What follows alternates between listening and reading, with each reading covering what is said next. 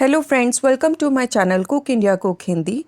आप सभी को मेरी तरफ से दशहरे की हार्दिक शुभकामनाएं। फ्रेंड्स, जैसा कि आप जानते हैं, त्योहारों का सीज़न आ चुका है और ये सीज़न आते ही हमारी मिठाइयों की क्रेविंग कितनी बढ़ जाती है। और दशहरे पे तो स्पेशली जगह जगह जलेबी के कितने स्टॉल्स लग जाते हैं। पर इस बार कोविड की वजह से ना तो मेले लग पा रहे हैं और ना ही कोई फूड स्टॉल्स।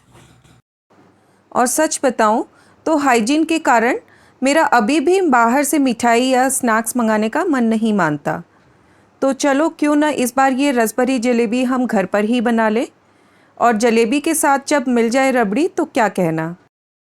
वीडियो आगे बढ़ाने से पहले मैं आपको बता दूं कि अगर आप कोई भी इंग्रेडिएंट मिस कर देते हैं तो इंग्रेडिएंट लिस्ट मैं आपको वीडियो के एंड में शेयर कर दूंगी। और अगर आपको मेरा ये वीडियो पसंद आता है तो प्लीज़ आप इसे एक बार लाइक करें और कमेंट करके मुझे ज़रूर बताएं कि आपको ये रेसिपी कैसी लगी। और अगर आपने मेरे चैनल को सब्सक्राइब नहीं किया है तो प्लीज़ सब्सक्राइब करें और बेल आइकन को प्रेस करके रखें। तो आइए जल्दी से देख लेते हैं ये इंस्टेंट जलेबी की रेसिपी। यहाँ पर सबसे पहले हमने रबड़ी की तैयारी की है, जिसके लिए मैंने 1.5 लीटर दूध एक कढ़ाई में गर्म होने के लिए रख दिया है। जलेबी और रबड़ी का कॉम्बिनेशन काफ़ी टेस्टी होता है, तो इसलिए यहाँ पर मैं रबड़ी भी बना रही हूँ। आप चाहें तो ये रबड़ी का प्रोसेस स्किप करके आप जलेबी का प्रोसेस भी इस वीडियो में फॉलो कर सकते हैं। रबड़ी बनाने के लिए जो दूध हमने लिया है, इसको हम रिड्यूस करेंगे एटलीस्ट 60-70% तक। इसे हम मीडियम फ्लेम पे ही बनाएंगे और बीच बीच में हिलाते रहेंगे जिससे कि ये कढ़ाई के सरफेस पे ना लगे। तो इसे बनने में अभी काफ़ी टाइम लगेगा, तो इसलिए अब हम दूसरी तरफ चाशनी की तैयारी कर लेते हैं।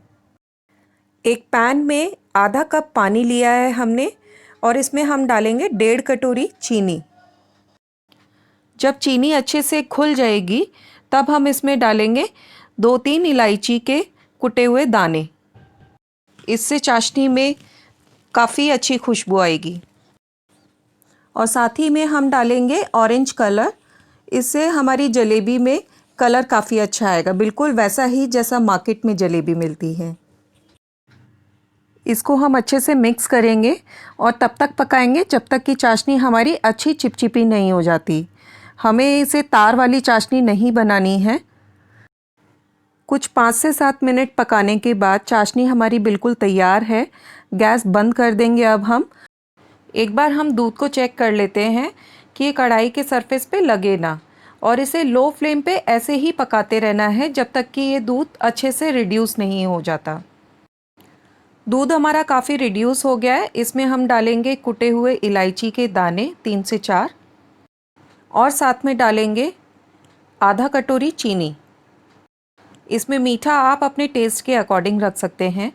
और अब इसे हम अच्छे से मिक्स करेंगे और इसे और थोड़ा गाढ़ा होने तक पकाएंगे। दूध का कलर देखिए कितना चेंज हो गया है। इस स्टेज तक हमें दूध को पकाते रहना है। इस प्रोसेस में लगभग मुझे 40 से 45 मिनट लगे हैं दूध को गर्म करने के बाद। रबड़ी हमारी ऑलमोस्ट रेडी हो चुकी है। अब हम गैस का फ्लेम ऑफ कर देंगे और इसे थोड़ा ठंडा होने के लिए रख देंगे। अब हम जलेबी की प्रिपरेशन कर लेते हैं।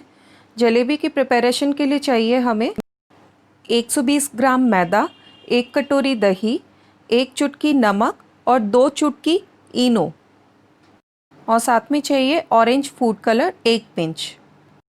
सबसे पहले हम सूखे इंग्रेडिएंट्स यानी मैदा, फूड कलर, इनो और नमक, इन्हें अच्छे से मिक्स कर लेंगे।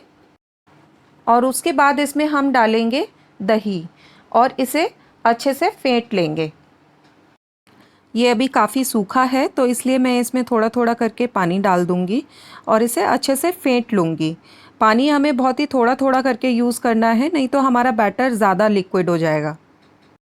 बैटर फेंटते समय हमें ये ध्यान रखना है कि इसमें लम्प्स नहीं होने चाहिए, और क्योंकि हमने इसमें इनो डाला था तो वो तुरंत एक्टिवेट हो जाता है दही के कांटेक्ट में आके। और बैटर की कंसिस्टेंसी कुछ इस तरह से रखनी है हमें। मेरे पास जलेबी बनाने का कोई और इक्विपमेंट अभी अवेलेबल नहीं है, तो इस तरह से दूध का एक पैकेट मैंने वॉश करके रख लिया था और सुखा लिया था उसे। तो उसको ऐसे किसी ग्लास में प्लेस करके ये सारा बैटर मैं इसमें ट्रांसफ़र कर दूंगी। ये बैटर तो हमने इसके अंदर डाल दिया है पूरा। ये मोर और लेस बिल्कुल जैसे हम मेहंदी का कोन बनाते हैं बिल्कुल वैसा बन गया है। ऊपर से अब हम इसे किसी रबर बैंड से क्लोज़ कर देंगे और मेहंदी के कोन की तरह ही बिल्कुल एक कॉर्नर से हम कट लगा देंगे। कट हमें बहुत ही छोटा सा लगाना है और ये ऑयल हमने ऑलरेडी गरम करके रखा हुआ था और इस तरह से हमें सर्कल्स फॉर्म करते हुए जलेबी इसमें बनानी है। इसकी कुकिंग हम मीडियम फ्लेम पे ही करेंगे क्योंकि ये हमें क्रिस्प होने तक पकानी है। फर्स्ट अटेम्प्ट में हो सकता है कि जलेबियाँ परफेक्ट शेप की ना बने, लेकिन एक बार दो बार अटेम्प्ट करने के बाद जलेबी एकदम परफेक्ट शेप में आप बना पाएंगे। एक तरफ से गोल्डन होने के बाद हम इसे एक टोंग की हेल्प से पलट के दूसरी तरफ से भी सेक लेंगे और दोनों तरफ हम अच्छी गोल्डन होने तक पकाएंगे। जैसे जैसे ये सिकती जाएंगी वैसे वैसे हम इनको एक जाली पे ऐसे निकाल लेंगे जिससे कि एक्स्ट्रा ऑयल इनमें से निकल जाए। और ऑयल निकलने के बाद हम इन्हें चाशनी में डिप कर देंगे। सिर्फ 10 सेकंड के लिए हम इनको चाशनी में ऐसे ही डिप करके रखेंगे और इनको हम बाद में पलट देंगे जिससे कि दोनों तरफ से ये चाशनी अच्छे से सोक कर ले। सिर्फ 15 सेकंड में ही जलेबी चाशनी अच्छे से सोक कर लेंगी और उसके बाद इस तरह एक जाली पे हम सारी जलेबियाँ अपनी निकाल लेंगे जिससे कि एक्स्ट्रा चाशनी जाली के थ्रू प्लेट में आ जाए। लगभग 120 ग्राम मैदा में हमारी पौना किलो जलेबी बनकर तैयार हो गई हैं। ये देखिए ये क्रिस्प भी बहुत बनी है और आपको मैं एक जलेबी तोड़ के भी दिखाती हूँ। कुछ 2-3 अटेम्प्ट करने के बाद मेरी जलेबी तो एकदम परफेक्ट बनने लगी।